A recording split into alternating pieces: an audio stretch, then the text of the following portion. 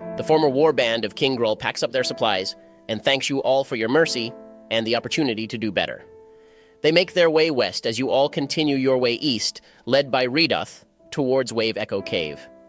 Once you all have left earshot of the warband, Redath says, "You think that was wise? What if they end up raiding Phandelver? They could end up killing a bunch of folk. You know their type. Nothing but a bunch of bloodthirsty animals." I thought you were better than that, Redath. I know we've had our run-ins with them in the past, but it felt like they were genuine in their path to redemption. Everyone deserves a second chance. Well, a lapse in judgment could spell doom for people who would have otherwise lived a long and healthy life. This ain't no city with guards trained by a standing army. These are volunteer militia who raise cattle and plant crops guarding the town. I know you will not have a presence, the Lord's Alliance and all that, but when hell rains down, will a few good swords stand against an army of goblins? Excuses me, Mr. Redath, but we is not all likes that. Some of us wants to be goods peoples.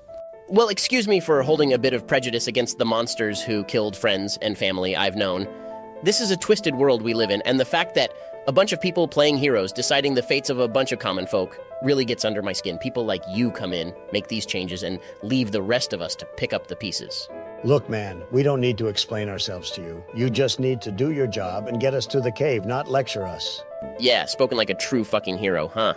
Redath, we work with the information we have at the time. I don't think we or any hero can be blamed for trying to do what they think is best. We're all just people trying to do our best for everyone. And that's right, our intentions are pure, but sometimes what we do might be shady. I know I've done my fair share of shady things, but I don't think none of us want to hurt anyone. I guess we'll see when we make it back to Phandelver who's right. If we start smelling smoke on the way back, don't say I didn't tell you so. Not long after the confrontation with a warband, Redath says, "All right, looks like we're here, everyone. Ahead of you is an entrance to a narrow entrance of which seems to be a cave system."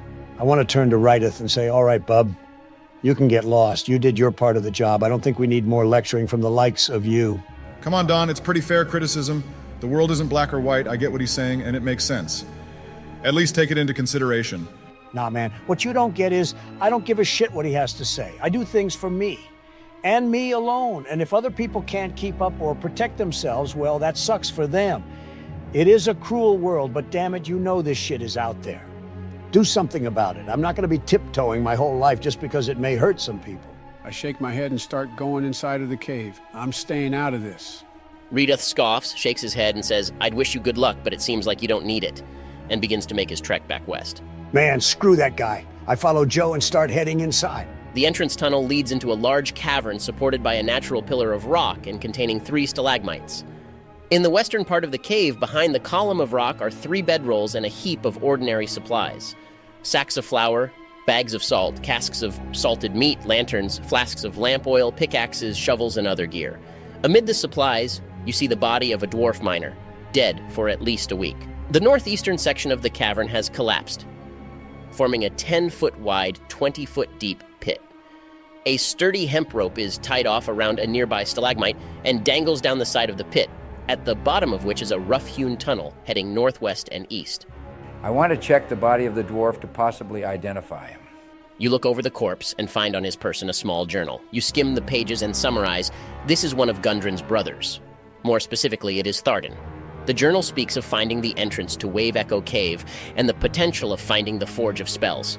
It would seem that Tharden had a run-in with someone hostile, and most likely the Black Spider. I'm going to climb the rope up to get out of the pit we're in and look at the hewn tunnels going northwest and east and yell down to the party.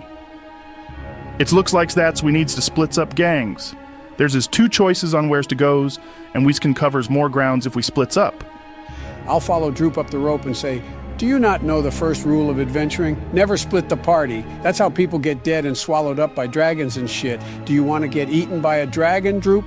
I'm not afraid of no dragons. I eat their hides for breakfast. Num num num. Dude, we're not a mystery machine crew.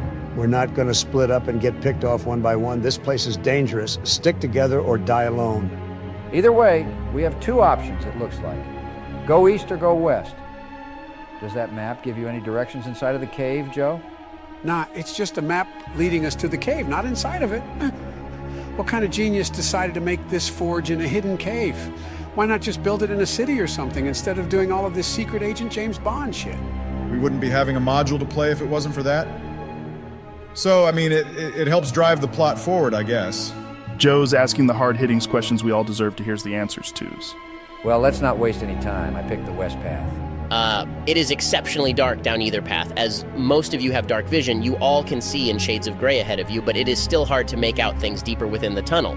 Joe, as we learned before, you don't have dark vision, so you won't be able to see at all without some kind of light source. Everyone having a light source will allow normal perception checks if they are needed. No light source gives disadvantage to those with dark vision, and the check will be impossible for you, Joe. I hate situations like this. It just paints a big target on us by having a light. I pull out my hooded lantern and light it, giving a small scared squaw. I'm not gonna lie, being in a big, dark, spooky cave is totally not squaw my guy. Let's find where we need to be quick before one of us gets grabbed. You all take the northwest passage deeper into Wave Echo Cave. Joe's light shows the path ahead, but a feeling of quiet unease sets over the party. This area consists of numerous intersecting passages.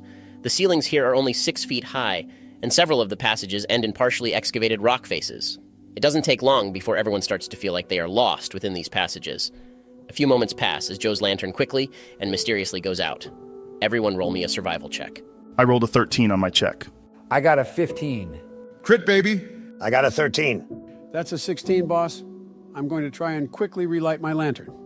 Excellent. Joe, you realize your lantern has run out of oil. Either you didn't remember to top it off before coming in here, or there may be something wrong with the mechanism. With difficulty in the pitch black, you're able to pull out your flask of oil and refill the lantern and start it again with your survival check of 16. In the moments of when your flask was out, Joe, you realize that Droop and Don are missing from the group. Only Barack and George are next to you.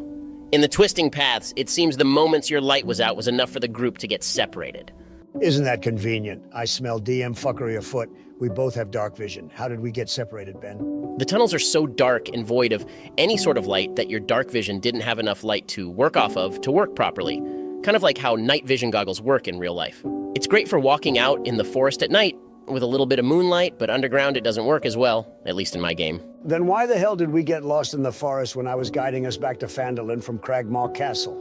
I chalk that up to you being a shitty pathfinder. Anyway, you're all separated. We're going to take turns with each group in what they would like to do. Joe, Barack, and George, we'll start with you. Joe, you just got your light working again and noticed 2 of your party members have gone missing. What would you guys like to do?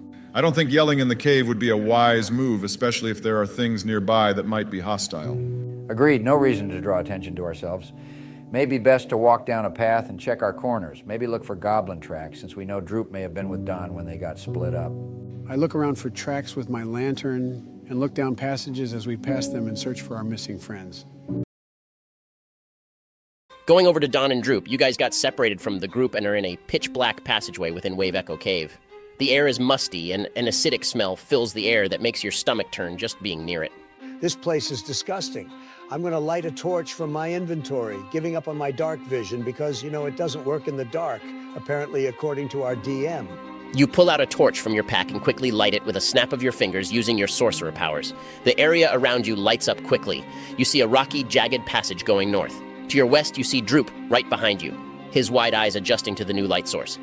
We should find the others before goings furthers. Does I start screamings for them? As soon as you start speaking, a large yellow ooze falls down on top of you from the ceiling. Droop. You are immediately engulfed in this icky, acidic ooze as your skin starts to sizzle. I'm going to ask everyone to roll for initiative. I rolled a 16. I rolled a 14. It all makes sense now. Split us up and kill Droop. I could just walk away right now and solve a lot of problems. What the hell, Don? I rolled a 12. 19, baby. I'm gonna come and save you, buddy. Hold on. Same here, Droop.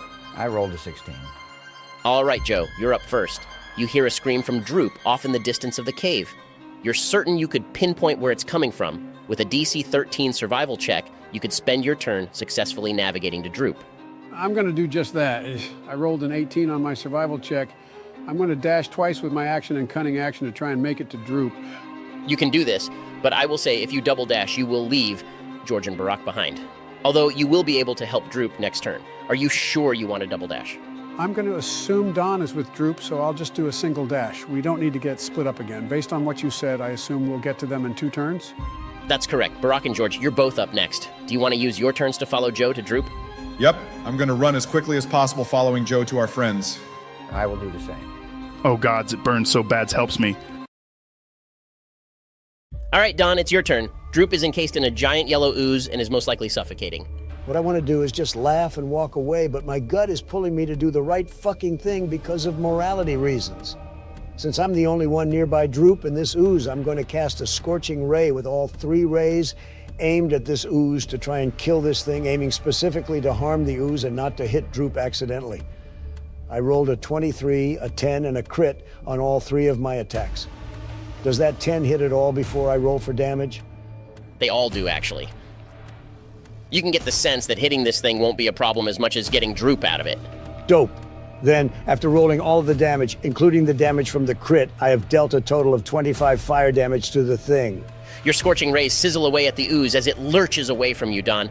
It coalesces around Droop, holding onto its prize tightly as the rays make contact. Droop, on top of feeling the acidic nature of the ooze on you, you feel the ooze start to heat up as well. While you're not taking damage from this, it is getting uncomfortable quickly. It is now your turn. You're trapped within this ooze. You're able to hold your breath for now, but with your constitution score, it will be 2 minutes before you run out of oxygen and go unconscious. What do? I'm going to use my action to try and get out of this thing's grasp by rolling a contested grapple check. I'm going to try and get out with an acrobatics check. I got a 15. Am I able to break free?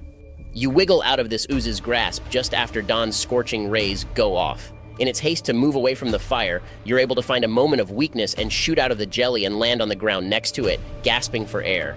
Awesome. I'm going to move a little bit away from it using Nimble Escape as a bonus action. I don't want to get grabbed again. But I want to stay nearby enough to not leave Don by himself. You do so, and the ooze, angry to have lost its meal, moves forward towards you and attacks. A jelly-like blob reaches out and strikes you, Droop, dealing 8 bludgeoning damage and 2 acid damage for a total of 10 damage.